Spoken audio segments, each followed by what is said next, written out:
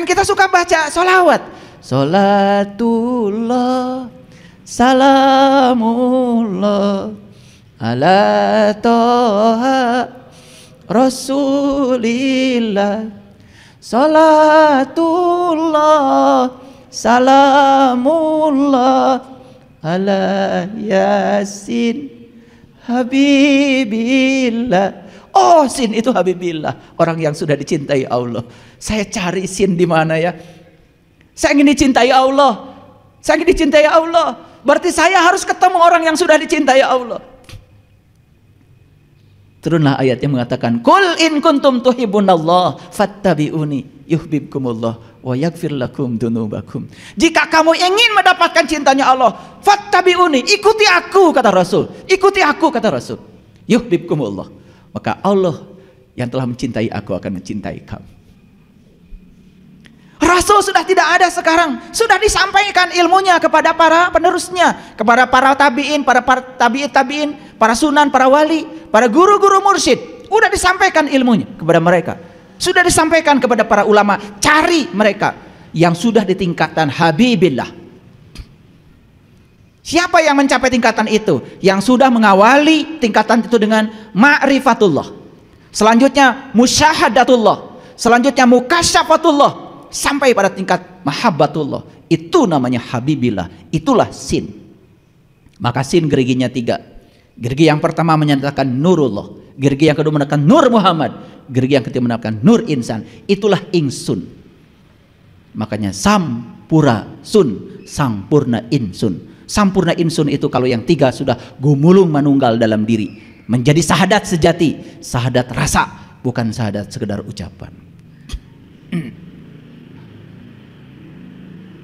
Jadi dari mana malas berpikir itu? Kita malas berpikir karena apa? Kita merasa puas kalau kita sudah membaca, padahal kita belum mengurai secara analitik apa yang kita baca. Kalau saya lanjutkan, alhamdulillahi rabbil alamin, segala puji habis buat Allah. Dibagi lagi, ada kodim tuh, macam-macam tuh. Ada puji itu ada puji kodim alal kodim, puji kodim alal hadis, puji hadis alal kodim, ada puji hadis alal hadis, diurai lebih dalam lagi sampai ketemu intisarinya alhamdulillah. Lepas semuanya, dipuji tidak terbang, dihina tidak tumbang. Karena segala puji habis buat Allah. Tidak tersinggungan lagi, tidak sakit hatian lagi. Kalian baca alhamdulillah setiap hari. Alhamdulillah itu diucapkan cuman saat kalian mendapatkan yang kalian ingin. Punya dapat uang, alhamdulillah. Hilang uang, gak pernah bilang alhamdulillah. Harusnya tetap alhamdulillah. Kalau hilang uang itu bagus bagi kita. Makanya kata Nabi, ya, jika kamu mendapatkan sesuatu, ucapan alhamdulillah dan bersyukur. Dan jika kamu kehilangan sesuatu, tetap ucapkan alhamdulillah dan bersabar. Jadi alhamdulillah itu diucapkan di segala situasi. Pernah kalian hilang uang baca alhamdulillah? Berarti masih terjebak dualitas. Alhamdulillahnya masih palsu. Karena alhamdulillah jadinya sama dengan terima kasih. Didangkalkan alhamdulillah jadi terima kasih. Itu kalimat yang sangat agung, luar biasa. Lanjut, Ar-Rahman, Ar-Rahim, Maliki Yaumiddin, Iyyaka na'budu wa iyyaka luar biasa. Gak cukup waktu saya mengurai itu. Kenapa kita selama ini tidak mendapatkan pesan-pesan itu? Satu kuncinya, malas berpikir. Apa? Malas berpikir. Geus embung mikir.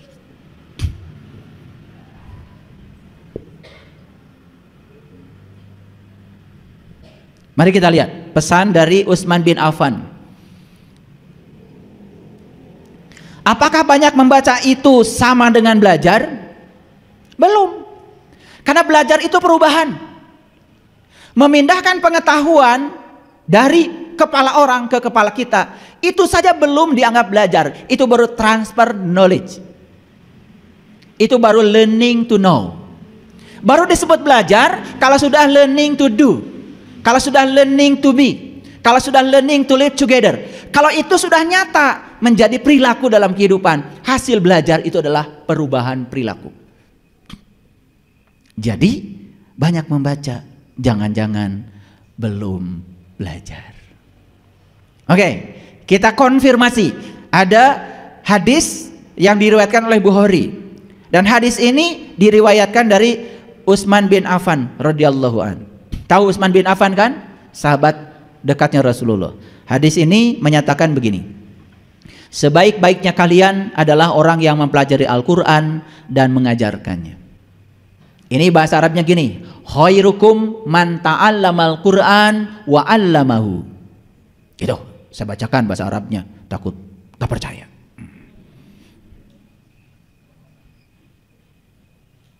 Jadi setiap saya bicara pasti saya bacakan bahasa Arabnya, baik Quran maupun hadis. Takut nggak percaya. Karena kalau assalamualaikum percaya, kalau salam sejahtera buat kita semua nggak percaya.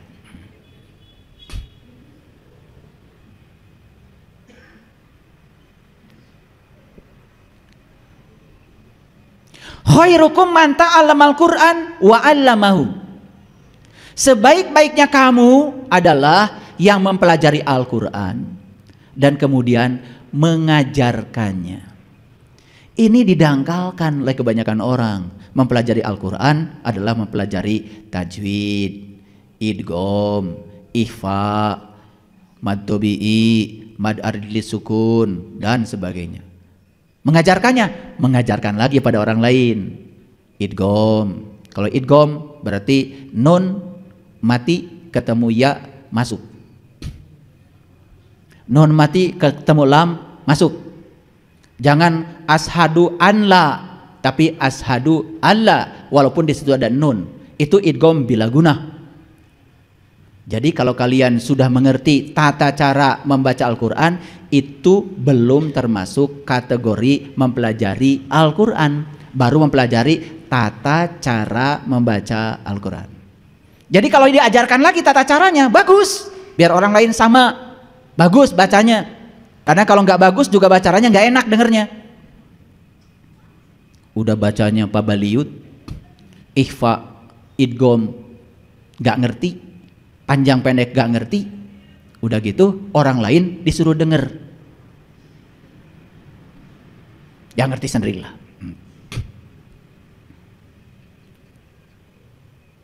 Bismillahirrahmanirrahim. Alhamdulillahi Rabbil Alamin. Ar-Rahmanir-Rahim. Maliki Yaumiddin. Iyyaka na'budu wa iyyaka nasta'in. Ihdinas syiratal mustaqim. Syiratal ladzina an'amta 'alaihim ghairil maghdubi 'alaihim waladdallin. Itu baca Al-Fatihah. Alhamdulillahi dengan Rabbil Alamin jangan disatukan. Kalau disatukan jadi hirob. Kalau hirob itu bahasa Arabnya perang. Jadi perang terus. Belajar cara membacanya. Tetapi itu belum sampai menangkap pesan tadi. Karena saya sampaikan tadi membaca itu memindahkan pesan kan. Kan pesannya belum nyampe. Belum nyampe. Ya ayyuhallazina amanu kutiba alaikumussyam. Hai orang-orang yang beriman, diwajibkan kepada kamu siam. Udah sampai nggak pesannya? Kalau yang sudah sampai dia bisa menganalisis. Hai orang yang beriman, berarti yang dihaikan orang beriman. Dia cari siapa orang beriman. Apakah saya beriman? Atau saya mengaku beriman? Jangan-jangan saya belum beriman. Jangan-jangan saya tidak dihaikan. Apa itu saum? Cari referensinya. Apa itu saum? Apakah saum seperti yang dilaksanakan kebanyakan orang? Apakah itu saum? Kenapa saum disamakan dengan puasa? Cari referensinya. Oh saum dari bahasa Arab, puasa dari bahasa Pali. Oh maksud puasa begini, maksud saum begini. Apa irisannya? Sebelum melakukan, ketemu dulu ilmunya. Jadi saumnya itu hakul yakin. Bahkan saumnya sudah sampai pada tingkat isbatul yakin. Saya melaksanakan saum karena apa? Dari sisi kesehatan. Saum melaparkan tubuh. Ketika tubuh lapar, sel lapar. Ketika sel lapar, maka sel-sel mati dalam tubuh akan dimakan oleh sel lapar. Masuklah yang disebut dengan autolisis. Tubuh menghasilkan protein yang namanya autophagisome, tubuh raksasa yang bisa menghapuskan semua sel-sel mati. Orang habis saum sebulan penuh, kalau makan malamnya teratur, pasti wajahnya bercahaya. Jadi saya ini sedang melihat kalian nih, ini saum udah mau berakhir nih. Jadi saya ingat tuh wajah kalian awal Ramadan yang saya perhatikan hari ini. Saum dari sisi sains seperti itu. Oh, saum dari sisi yang lain, dari sisi Al-Quran, dari sisi spiritual dibahas. Kalian melaksanakan saum itu keren, saumnya benar. Kenapa?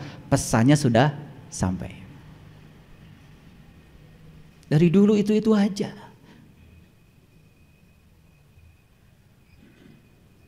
Kalau lagi saum korek kuping, batal tidak? Lagi ada lagi yang menjawabnya. Seperti dia itu kayak penentu saja, bisa menentukan batal tidaknya. Lucu kan? Lagi berenang, kemudian gak sengaja minum air, namanya juga gak sengaja. Gak usah ditanya hukumnya, semua yang tidak sengaja tidak kena hukum. Ini yang nanya kacau, yang ditanya lebih kacau lagi. Lagian dijawab lagi, oh hukumnya gini-gini, kan dia penentu. Ya sudah, kalau kalian mau berenang, berenang aja. Keminum, namanya juga keminum, bukan minum. Kan yang tahu kalian sendiri. Saum itu antara kamu dengan aku, kata Allah. Gak usah tanya orang. Gitu aja ditanya. Kecuali ngalak-ngalak, ayo minum. Mau nanya lagi? Yang tahu kamu ya diri kamu. Gak usah tanya orang, gak usah. Gitu. Istri saya masak di dapur, tanya sama saya, ya boleh nggak ngicip supaya masakan enak untuk menyenangkan banyak orang? Saya bilang boleh, saya tanggung dosanya, biar saya nanggung dosanya. Niatnya ingin membahagiakan orang, kecuali nyicipnya 1 sendok, 2 sendok, 3 sendok. Lah itu urusan kamu dengan diri kamu sendiri. Tapi niatnya itu adalah nyicip untuk menyenangkan orang supaya tidak gagal masak. Menghadirkan banyak orang ke rumah ternyata garam kurang atau keasinan. Terus masalahnya apa? Kan tetap aja melaparkan tubuhnya jadi. Kenapa jadi dipersulit agama itu?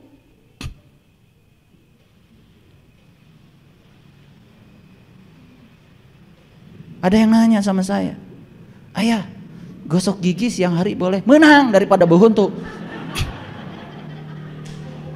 Nah, nu kitu ditanyakan. Itu untuk kesehatan, pan sehat itu sebagian daripada iman. Betul nggak? Iya. Karena bau mulutnya orang yang saum seperti bakso, tetap bau mulut.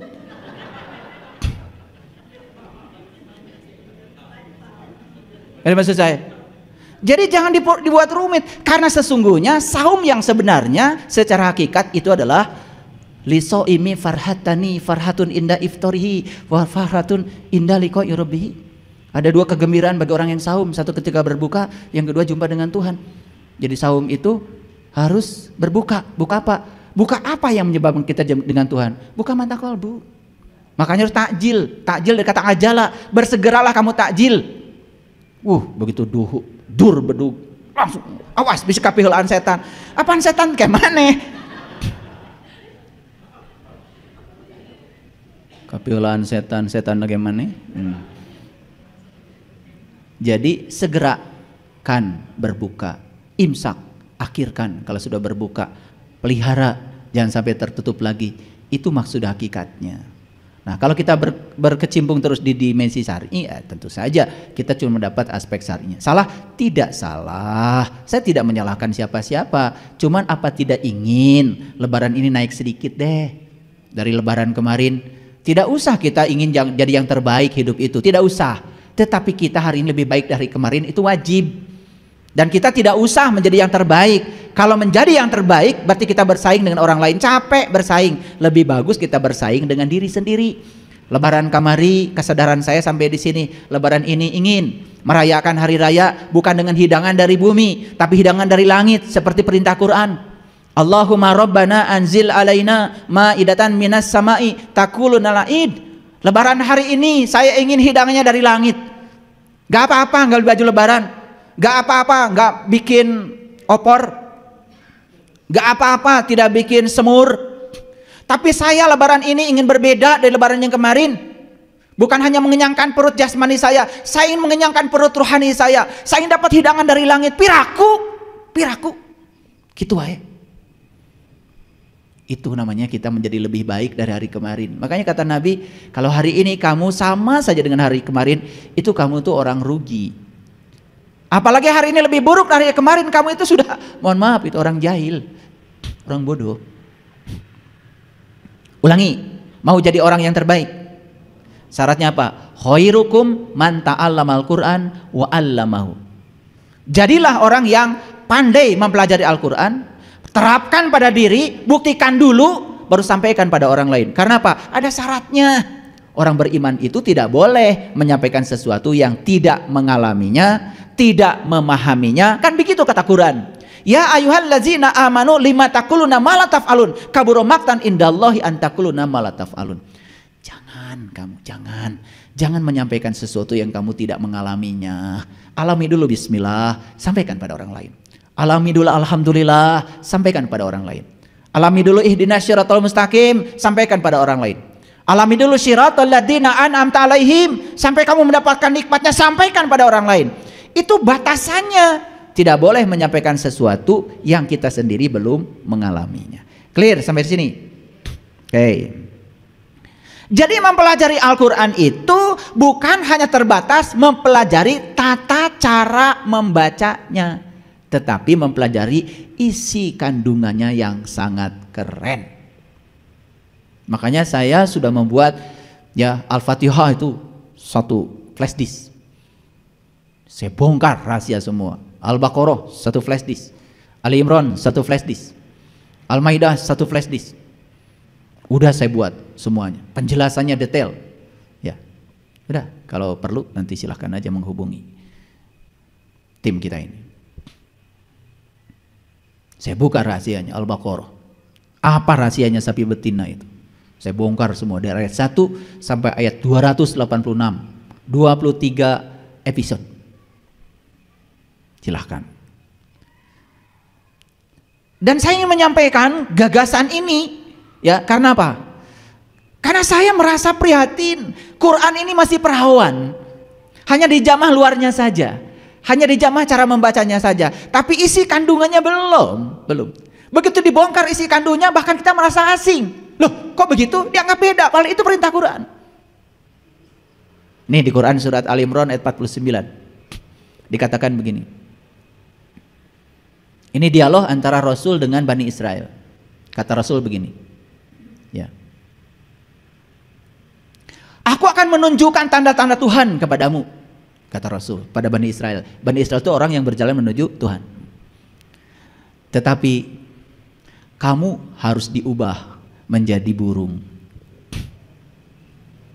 Dan nanti kamu akan menjadi burung dengan seizin Allah. Dan kalau kamu bisa menjadi burung dengan seizin Allah, maka kamu akan bebas dari 3 penyakit. 1 penyakit buta mata kalbu, 2 penyakit kulit, ngerti sesuatu cuman kulitnya saja. Yang ketiga, kematianmu akan bangkit, yaitu kematian kesadaran. Asing nggak? Asing nggak? Padahal itu Quran, baru surat Al Imran ayat 49. Asing nggak? Asing, padahal sering dibaca.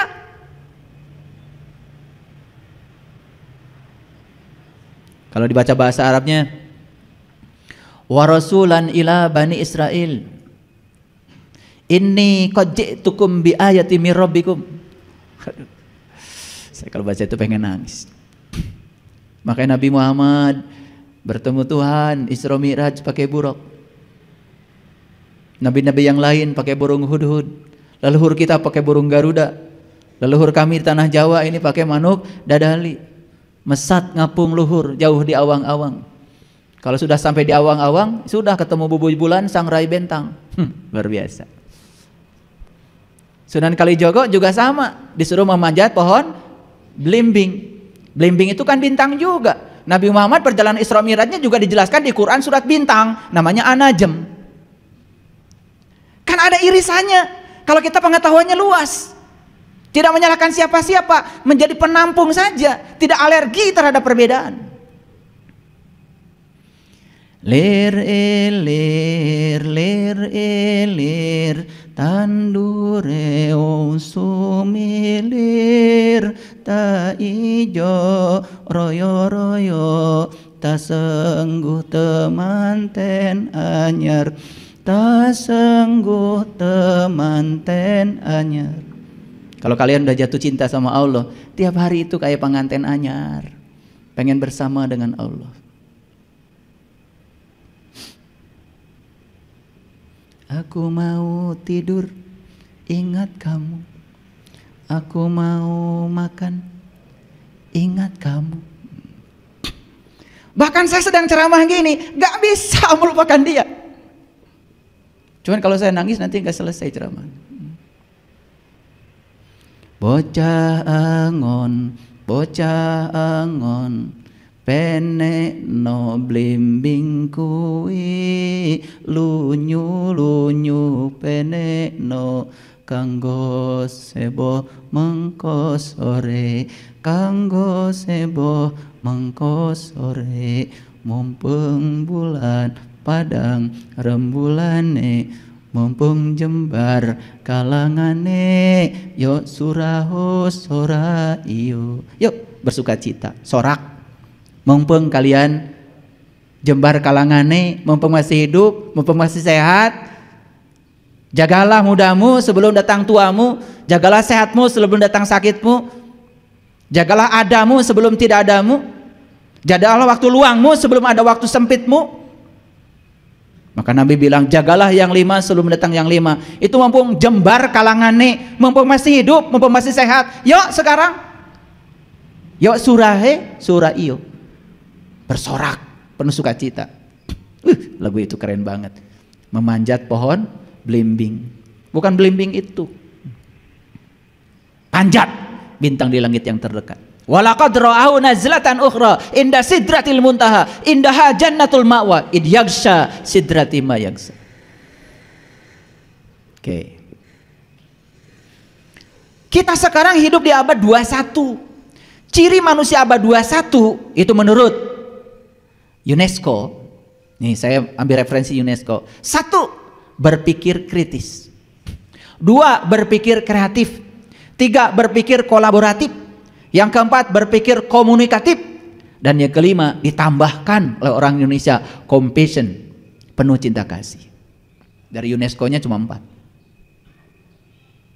Ini badan dunia sampai merumuskan ciri manusia abad 21. Berpikir kritis, berpikir kreatif, berpikir kolaboratif, berpikir komunikatif. Lihat saya semuanya. Berpikir kritis artinya kita tidak mau menerima sesuatu tanpa argumen. Saya cerita tuh dengan anaknya Kang Firman, masih baru TKA. Dia tanya sama guru agamanya, mengapa harus puasa?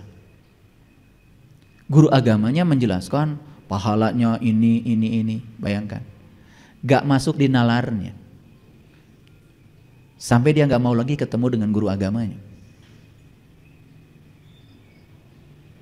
Kemudian dijawab sama ayahnya, ayah kenapa ayah puasa? Nah, perut kita ini tiap hari makan capek, makanya dengan puasa perutnya istirahat. Dia pun mau puasa.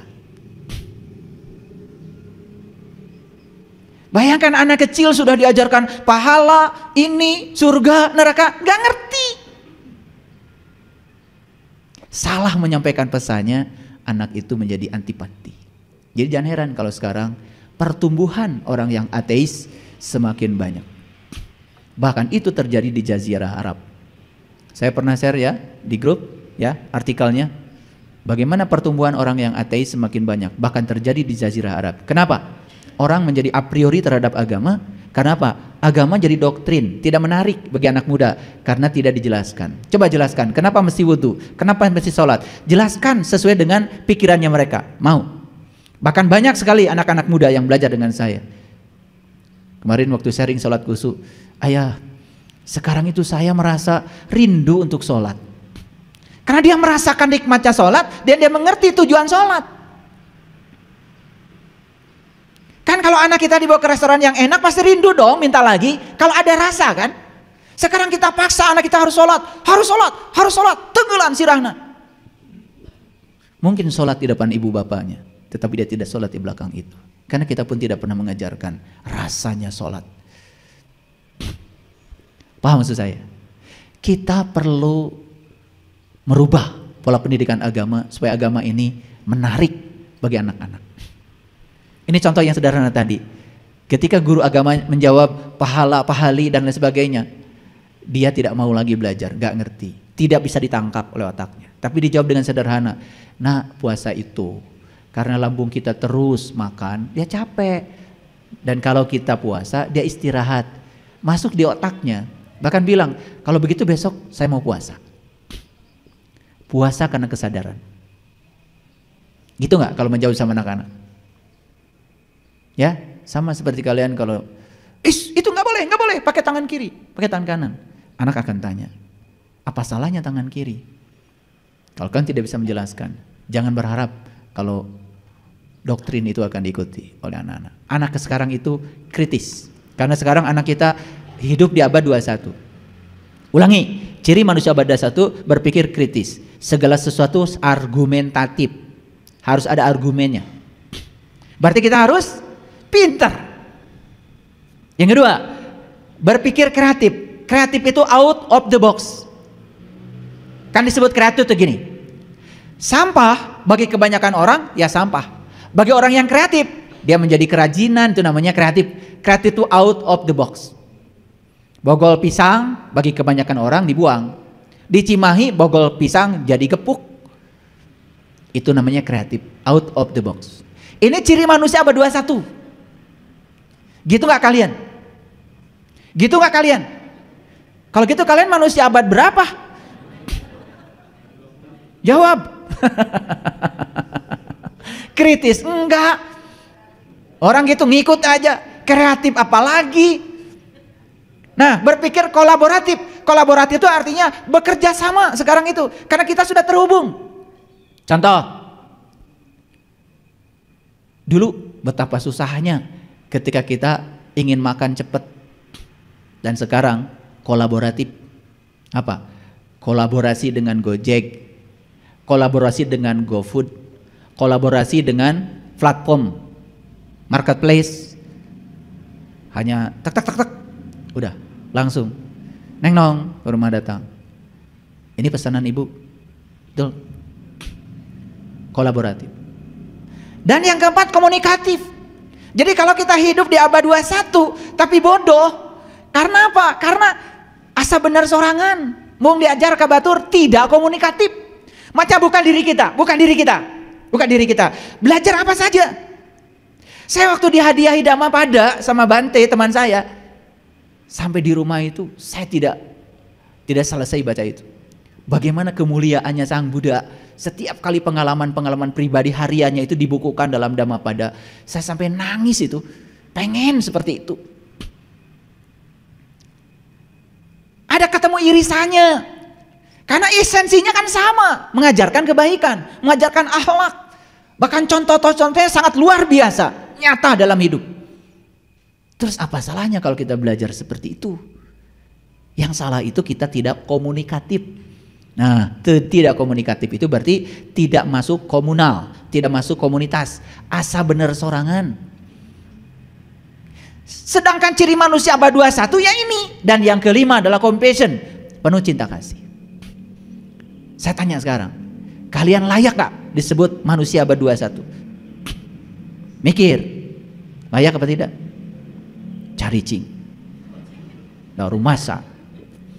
Berpikir kritis, ente. Betul? Pernah gak mempertanyakan, kenapa sholat 17 rakaat? Padahal itu luar biasa kalau ketemu jawabannya. Pernah nggak Bapak pertanyakan, kenapa takbiratul ihram itu begitu? Padahal kalau ketemu luar biasa. Nabi Muhammad bilang, as-sholatu mi'rajul mu'minin. Bahkan mi'rajnya orang beriman itu ada dalam gerakan sholat. Coba pertanyakan semuanya. Siapa yang memberikan pertanyaan pada semesta, maka semesta akan mengalirkan jawaban. Kenapa semesta tidak mengalirkan jawaban pada kalian? Karena kalian gak pernah bertanya. Jangan berharap dapat ikan kalau kalian tidak melemparkan kail yang dikasih umpan ke laut. Ketika kalian punya kail, kasih umpan, lemparkan ke laut, ada harapan dapat ikan. Bertanya itu seperti kita melemparkan kail yang dikasih umpan ke laut. Banyak bertanya. Saya bisa seperti hari ini karena saya bertanya, kenapa Al-Baqarah? Kenapa sapi betina bukan sapi jantan? Saya tanya, itu berpuluh-puluh tahun saya mendapatkan kesimpulan itu. Kenapa di Mekah? Ini ada kaitannya apa nih? Di Quran ada Al-Baqarah, sapi betina. Apa betina itu? Dan kenapa ketika di Mekah yang perempuan tidak pakai kain ihram, yang laki-laki pakai ihram? Kenapa ketika saya yang perempuan jalan, yang laki-laki lari? Itu ketemu tuh benang merahnya. Karena saya bertanya. Disitulah kita membacanya sedikit, tetapi menggunakan otaknya banyak. Makanya jadi tidak malas berpikir.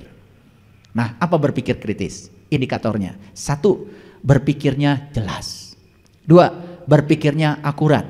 3, berpikirnya presisi. 4, berpikirnya relevan. 5, berpikirnya mendalam. 6, berpikirnya luas. 7, berpikirnya masuk akal. 8, berpikirnya adil. Ini indikator berpikir kritis, belum lagi indikator berpikir kreatif. Berpikir kritis aja sudah segini. Saya tanya tadi, kalian layakkah disebut manusia abad 21? Gak jawab, apalagi kalau indikatornya ditanya lagi. Punya gak berpikir ini? Berpikir jelas, akurat, presisi, relevan, mendalam. Mikir gak? Sederhana, kalau orang berpikir. Pernah baca Quran gak? Kalau Allah mengatakan, aku bersamamu, lebih dekat kepadamu daripada urat nadi lehermu. Oh sudah. Oke. Allah tuh dekat kepadamu, lebih dekat daripada urat nadi lehermu. Kalau begitu, rumahnya Allah jauh apa dekat? Kan kalau Allahnya dekat, rumah Allahnya harusnya dekat juga dong. Terus, kenapa kalau kita bilang rumah Allah selalu saja ke tempat yang jauh? Ka'bah yang di sana. Tidak salah itu juga. Itu pelajaran dari para nabi, para rasul. Itu simboliknya. Itu pesannya. Makanya ketika pergi ke sana, tangkap pesan-pesannya. Ketika pesannya ditangkap, praktekkan dalam kehidupan. Ketemu nanti. Ketemu syariatnya, ketemu hakikatnya. Untuk bertemu hakikat dari syariat, harus ketemu tarikotnya, harus ketemu jalannya. Keren. Puncaknya adalah jadi ma'rifat, kenal semuanya.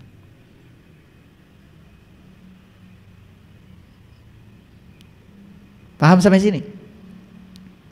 Suka doakan orang tua?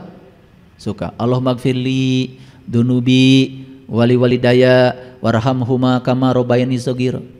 Ya Allah, ampunilah dosaku dan dosa kedua orang tuaku. Sayangi mereka sebagaimana mereka menyayangi aku waktu aku kecil. Pernah nggak bertanya, kenapa ada kata-kata sayangi mereka sebagaimana mereka pernah menyayangi aku waktu kecil? Padahal orang tua tuh sayang sama kita itu lain ke urang leutik wae. Geus boga incu oge, geus boga anak, tetep we kolot panyaah ka urang. Kolot beunghar urang ngilu beunghar. Beda mun budak beunghar, kolot teu ngiluan. Paham?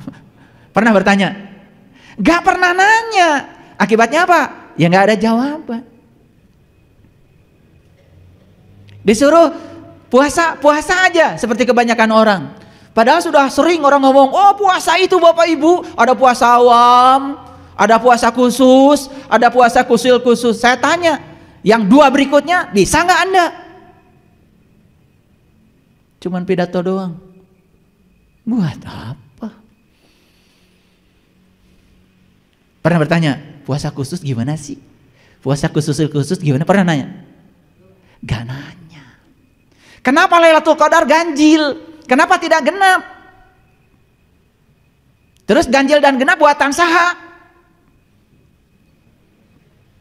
Kalau awal Ramadan itu tidak bareng, berarti kalau malam ini kata si A yang duluan puasanya ganjil, besok kata si B, ayo nak ganjil mah.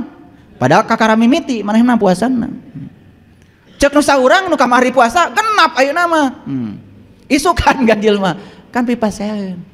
Makanya ganjil dan genap itu buatan jelema, bukan buatan Allah. Dulu juga tidak ada nama-nama bulan, nggak ada nama-nama tahun. Kan tahun Hijriah juga baru 1444 tahun, sedangkan dunia umurnya geus 12 miliar tahun. Paham? Mau milih malam ganjil teh 21, malam genap 22, mau itu? Ganjil dan genap bukan itu. Ganjilkan sudut pandangmu, pandang segala sesuatu dari sudut pandang Allah. Awali dengan Allah dan akhiri dengan Allah. Kita tidak akan kecewa. Tapi kalau kita memandang segala sesuatu dari sudut pandang manusia, genap namanya, benar salah, baik buruk, suka tidak suka, kita akan terjebak dalam neraka buatan kita sendiri. Makanya begitu ganjil, surga, begitu genap, neraka.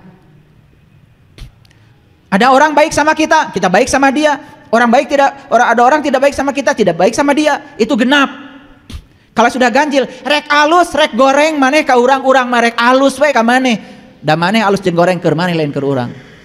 Ganjil tah surga. Gitu, itu namanya Lailatul Qadar. Lailatul Qadar itu jadi amalan harian. Lebih baik dari 1000 bulan. Itu kerasa karena kita merasakan kebaikannya. Paham? Makanya Lailatul Qadar tanggal 27.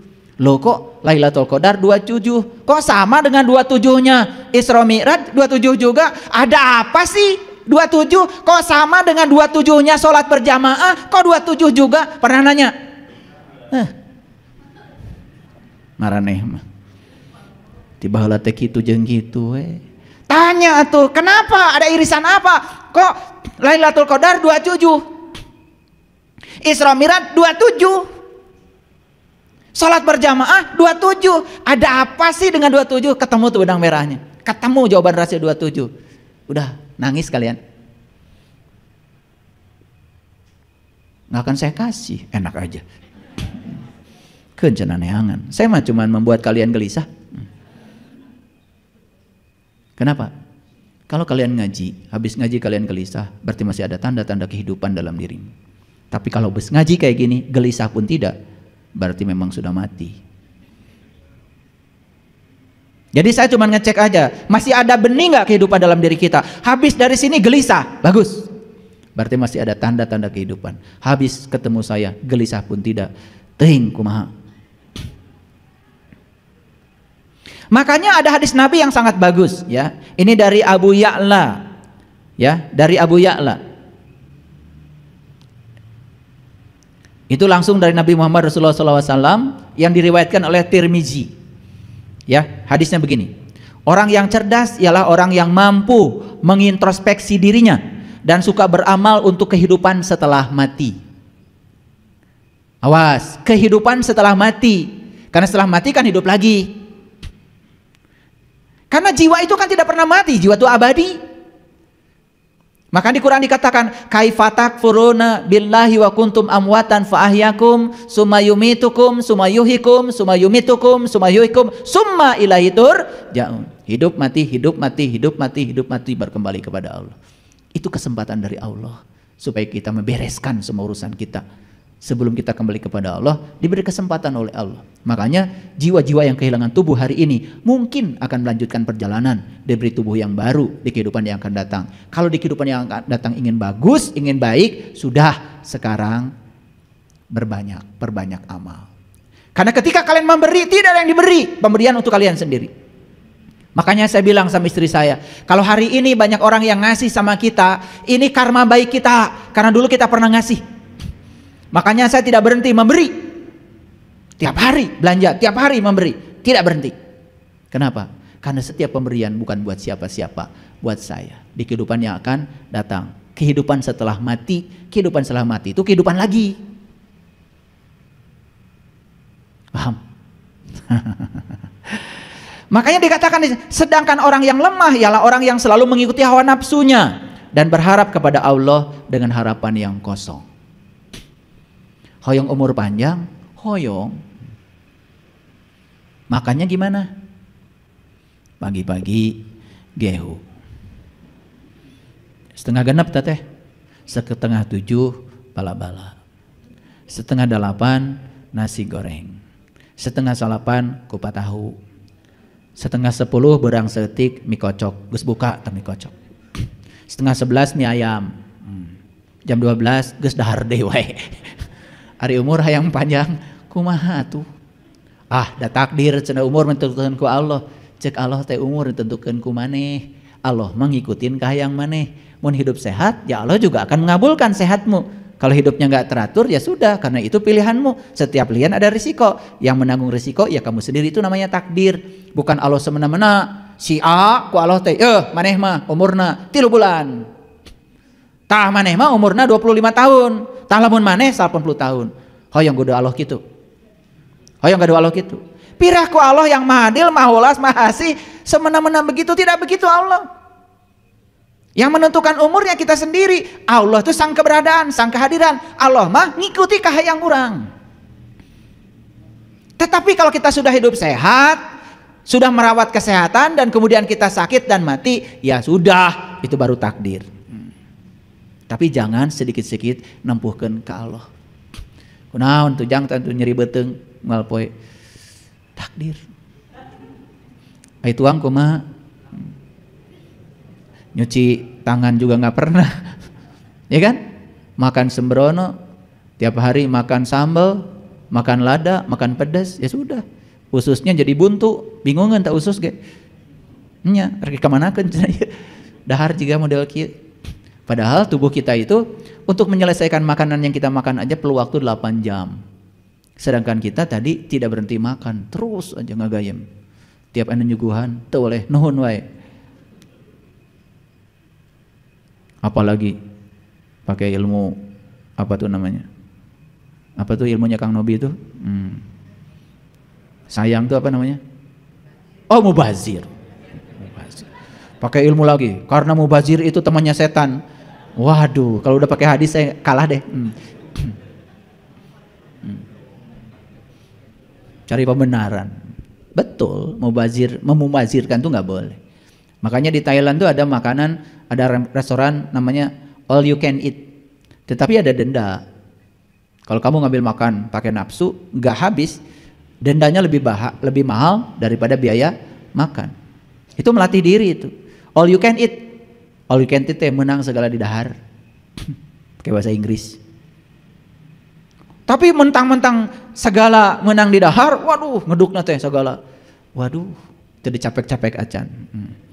Lep nepikeun ka kamerkaan, betul nggak? Tungtungna anu dinu piring ge teu beak, didenda atuh leuwih mahal dibayar makan yang sebenar. Itu ya, tidak Islami.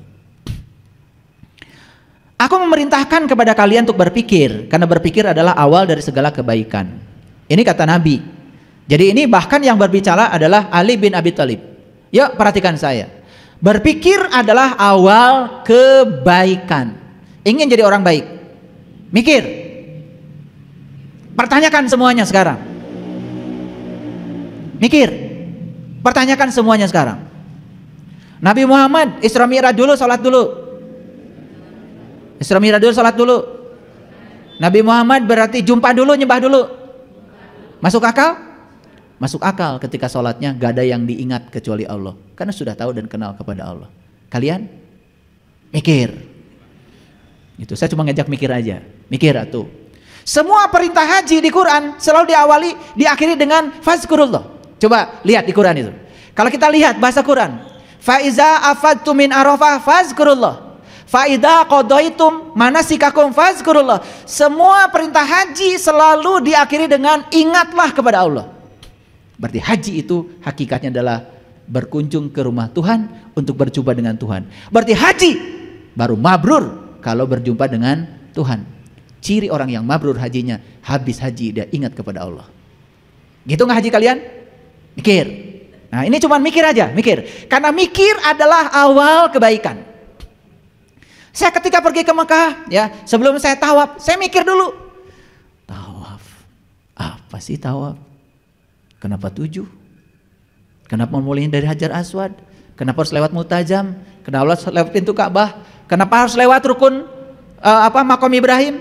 Kenapa harus lewat Hijr Ismail? Kenapa harus lewat rukun Yaman? Kenapa harus istilam Bismillah Allahu Akbar?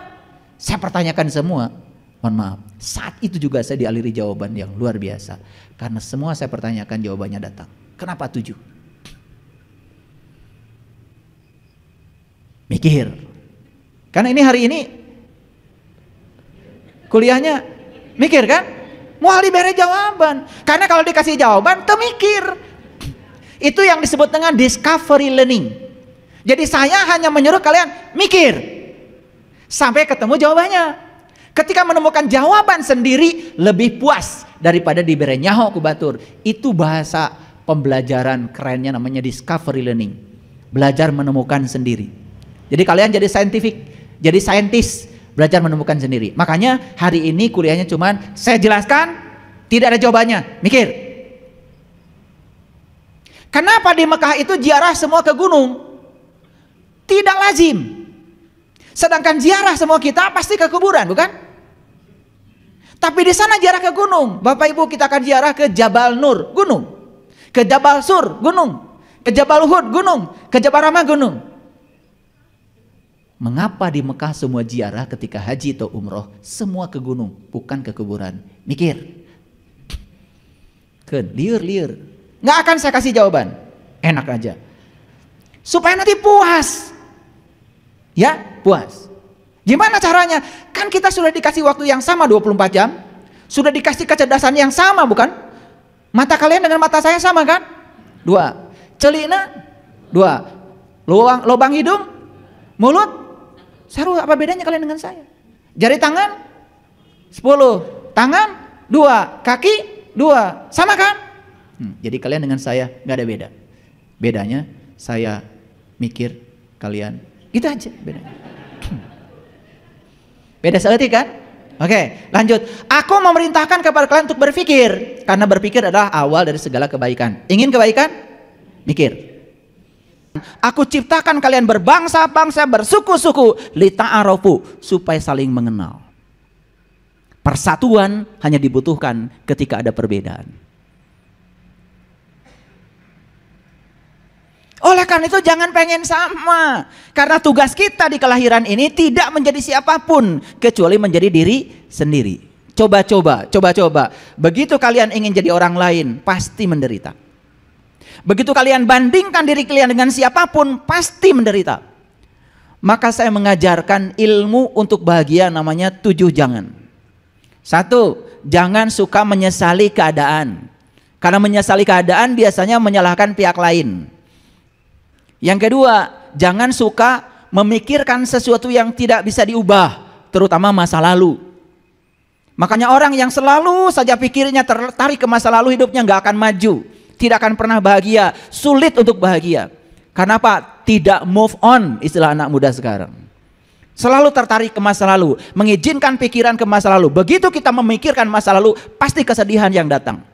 Begitu kita memikirkan masa depan, pasti kecemasan yang datang. Hadir di sini saat ini sekarang. Sadari bahwa hidup adalah di sini saat ini sekarang. Maka kita akan tentram dan bahagia.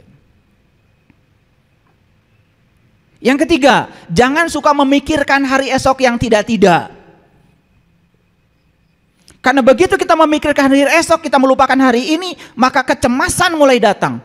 Beras hari ini ada di rumah, besok memikirkan gimana kalau tidak ada beras.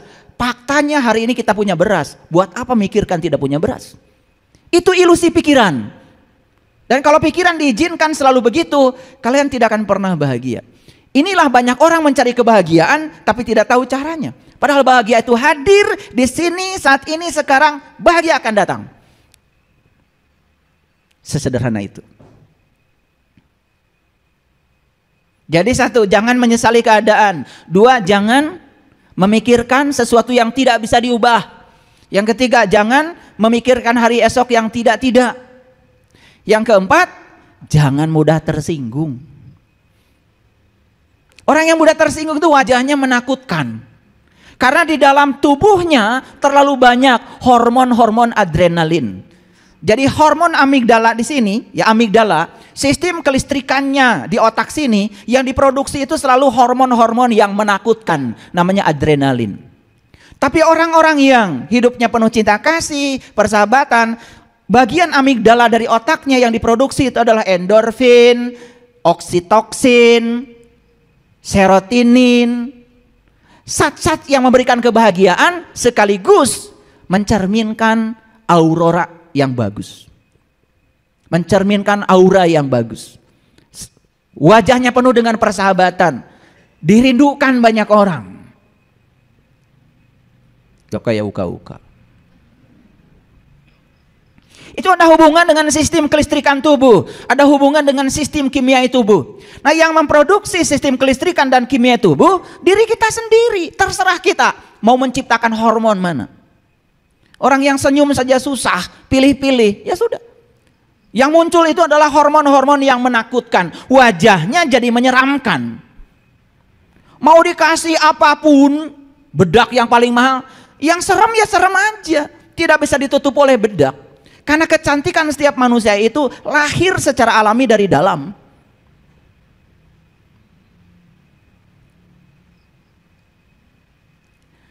Yang kelima, jangan iri hati. Maka di Quran dikatakan wa min syarri hasidin idza hasad. Hasad itu adalah penyakit, biangnya segala penyakit ruh. Biangnya segala penyakit jiwa. Makanya orang yang hasad tidak akan pernah jadi manusia. Lihat, Quran surat Al-Falaq itu adalah sarana untuk menjadi Quran surat An-Nas. Kalau kita masih punya hasad di sini, kita tidak akan bisa mencapai kul a'udzu birabbin nas. Enggak akan masuk ke dalam dimensi manusia. Masih banyak. Mengerikan. Kelihatan oleh saya.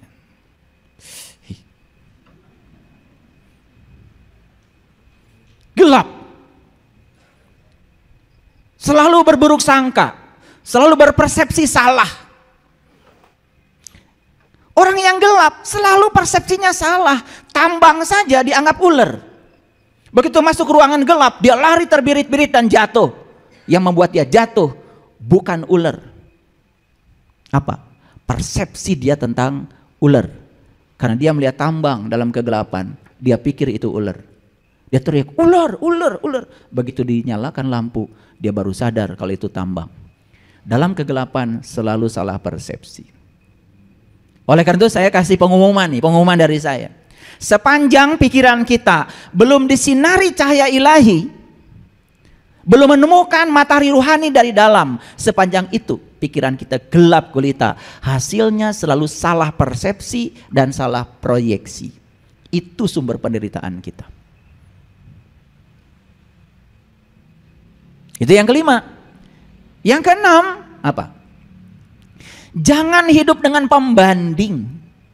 Jangan bandingkan dirimu dengan siapapun. Karena tugasmu di semesta ini menjadi dirimu sendiri.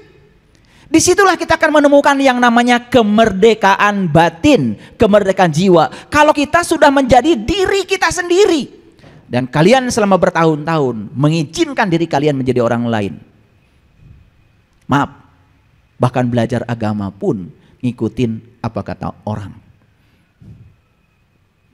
Bukan apa kata kitab, bukan apa kata leluhur, apa kata orang. Lucu.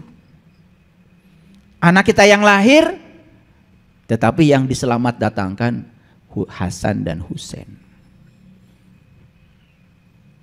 Betul apa tidak? Marhaban jadal Husaini. Loh, yang datang anak kita. Kata anak kita, kok yang diselamat datangkan yang lain? Makanya anak kita culang cileng. Sudah ngeluaran duit banyak, tetapi yang dimahrabain malah orang lain.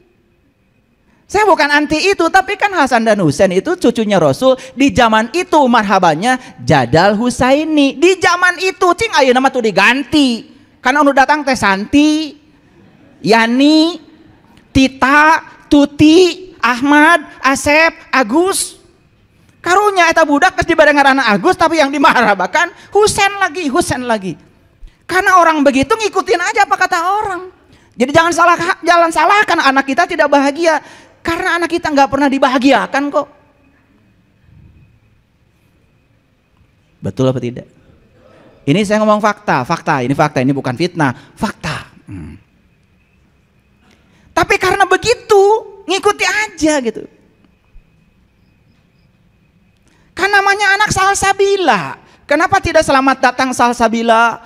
Kamu adalah tamu agung titipan semesta. Saya sebagai ayah dan ibunya siap mengantarkan kamu menjadi diri kamu sendiri. Silahkan kamu mau sekolah di mana, mau mengembangkan bakat apa, jodohnya siapa, saya tidak akan intervensi. Karena kamu datang ke semesta sudah bawa data sendiri. Kamu datang ke semesta untuk mengurai data kamu sendiri. Silahkan kamu jadi diri kamu sendiri. Orang tua hebat karena sadar. Hargai anak sebagai tamu agung yang datang ke semesta untuk jadi dirinya sendiri. Maaf. Bahkan anak dalam keadaan tidak tahu apa-apa. Dikasih baju ini, kasih baju itu. Bahkan anak dalam keadaan tidak tahu apa-apa. Baju pun sudah tidak boleh memilih lagi. Keyakinan pun sudah tidak boleh memilih lagi. Bahkan anak dalam keadaan tidak tahu apa-apa, tidak pernah ditanya mau apa, disuruh mengaku apa oleh ayah dan ibunya. Dan kita bangga ketika anak kita menjadi diri kita. Padahal Allah merencanakan anak kita untuk menjadi apa yang direncanakan Allah, bukan yang direncanakan ayah ibunya. Sadar gak kita? Pernah nanya gak sama Allah, ya Allah, terima kasih Engkau telah titipkan anak ini kepadaku. Kehormatan yang luar biasa. Izinkan aku memahami apa rencanamu dengan anakku ini. Pernah nanya begitu? Anak gak mau jadi dokter karena ayah ibunya dokter, harus jadi dokter. Ayah ibunya jago matematika, anaknya harus jago matematika. Terus dibentuk mereka menjadi ayah ibunya. Padahal Allah punya rencana yang lebih hebat dari sekedar itu. Dan kita melupakannya. Itulah kegelapan pikiran yang telah menjadi tradisi kita. Dan kalau anak sesuai dengan keinginan kita, kita menganggap kita sudah sukses mendidik anak. Saya hari ini ya punya banyak data. Di kesehatan holistik, yang cancer ini, cancer itu, penyakit ini, penyakit itu. Luar biasa begitu banyak. Siapa mereka? Stres. Kenapa? Mereka tidak menjadi diri mereka. Mereka melakukan pekerjaan sebagaimana yang orang tua mau. Padahal anak tidak senang. Begitu anak kita melakukan yang dia tidak suka, setiap hari yang dia kerjakan adalah beban. Timbul depresi ringan, selanjutnya depresi berat, ujungnya tubuh dia menjadi simptom. Segala penyakit datang. Di usia muda, tubuhnya sudah tidak bisa jadi kendaraan lagi. Ini saya bicara sains ya, bicara data supaya kita mengerti. Ya. Oleh karena itu, kajian kita hari ini agak berbeda dari biasanya.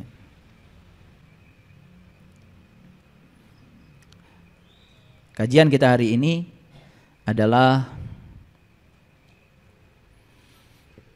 hanya ada 2 hari penting dalam hidup. Hanya ada 2 hari penting dalam hidup. Mau tahu? Oke, baik. Sudah siap? Siap berselancar karena kita akan mengalami perubahan kesadaran yang luar biasa. Karena selama ini, mohon maaf, kita tidak sadar. Kita sibuk mengikuti kebanyakan orang, dan orang yang kita ikutin pun orang-orang yang sama-sama gak sadarnya dengan kita. Menghabiskan seluruh waktu dari pagi sampai sore hanya sibuk dalam keadaan tidak sadar. Oleh karena itu, kalau sudah siap memasuki kesadaran baru, mari kita buka kajian kita hari ini. Dan kita bersyukur hari ini kita bisa berkumpul di sini karena seizin Allah. Oleh karena itu, mari kita puji Dia bersama-sama membaca hamdalah. Alhamdulillahirabbil alamin. Kita mohon ridho dan berkahnya.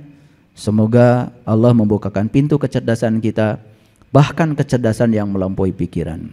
Kita sapa semuanya dengan kelembutan dan cinta seraya membaca basmalah. Bismillahirrahmanirrahim. Hanya ada 2 hari penting dalam hidup. 1, hari saat kita dilahirkan. Itu hari penting yang pertama. Hari penting yang kedua adalah hari di mana kita menemukan alasan kenapa kita dilahirkan. Ulangi. Hari penting yang pertama adalah hari saat kita dilahirkan. Oh, penting sekali itu. Hari penting yang kedua adalah saat di mana kita mampu menemukan alasan mengapa saya dilahirkan. Kalau sudah ketemu 2 hari penting ini, artinya kita sudah selesai mencapai kesadaran.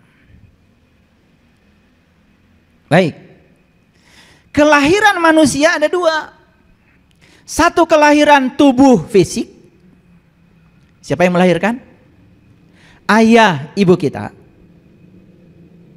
Yang kedua, kelahiran tubuh rohani kita. Siapa yang melahirkan? Mungkin adalah orang yang menjadi marga lantaran, menjadi guru kita. Makanya ada 2 orang tua yang harus kamu hormati. Ada 2 orang tua yang kamu harus bakti kepadanya. Orang tua yang pertama adalah ayah dan ibu, itu satu paket. Dan selama ini memahami kedua orang tua, ayah dan ibu.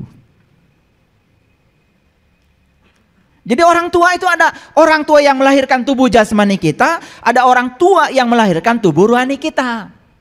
Maka kelahiran ada 2, kelahiran tubuh fisik dan kelahiran tubuh rohani yang disebut dengan kelahiran yang kedua. Kapan kita mulai sadar? Ketika kita sadar, kita akan menemukan mengapa saya terlahir. Sudah sampai di situ belum ngajinya? Sudah sampai di situ belum? Hah? Kalau belum menemukan yang kedua, belum menemukan alasan kenapa saya lahir ke semesta ini, maaf, sekali lagi maaf, hidup kita penuh dengan penderitaan. Gak punya duit menderita karena kekurangan, banyak duit pun tetap menderita karena melekat kepada yang dimiliki, takut kehilangan, sama-sama menderita. Sakit menderita karena sedang sakit, sehat pun menderita. Kenapa? Takut kehilangan sehat, ingin takut sakit lagi. Orang yang semacam ini, apapun yang dia terima tidak akan membuat dia bahagia. Karena dia masih terjebak dalam dualitas. Inilah pentingnya menemukan alasan mengapa saya terlahir. Oke? Ini ilmu mungkin baru bagi Bapak Ibu. Karena yang saya sampaikan selalu baru. Jadi kalau kita bisa mengakses kecerdasan yang melampaui pikiran, selalu baru. Maaf, saya kalau ngasih judul, tidak pernah melihat judul yang lalu. Karena saya juga gak ingat. Tapi saya suruh tim mengoreksi, apakah judul hari ini sama gak dengan judul yang lalu? Gak sama katanya. Maka saya tidak pernah takut ngasih judul baru, karena pasti beda. Begitu kita mengakses kecerdasan yang tanpa batas, pasti tidak akan sama. Itulah pentingnya kita bertemu dengan guru sejati kita. Dalam diri kita itu ada guru kita, guru sejati kita yang bisa melampaui kecerdasan pikiran kita. Itu yang disebut dengan kesadaran. Itu yang disebut dengan intelijensia. Bukan intelektualitas. Intelektualitas itu hasil sekolah. Hasil dunia akademis itu intelektualitas. Tapi hasil dunia akademis, orang-orang yang tinggi intelektualnya belum tentu tinggi kesadaran. Maaf, banyak orang yang pintar tetapi juga keblinger dengan kepintarannya. Boro-boro menyelamatkan orang lain, menyelamatkan dirinya sendiri aja tidak bisa. Jadi ilmunya tidak bermanfaat. Ulangi lagi, jadi hanya ada 2 hari yang penting dalam hidup. Sudah ketemu? Oke. Hari yang pertama adalah hari kelahiran tubuh. Saat dimana orang tua kita menjemput kita dari langit ke bumi. Saya sudah bilang tadi, aslinya kita ini makhluk langit. Aslinya kita ini makhluk akhirat. Aslinya kita itu adalah makhluk cahaya. Karena diri sejati kita ini aslinya adalah ruhi. Ruhku. Sedangkan tubuh kita ini cuma cangkangnya saja.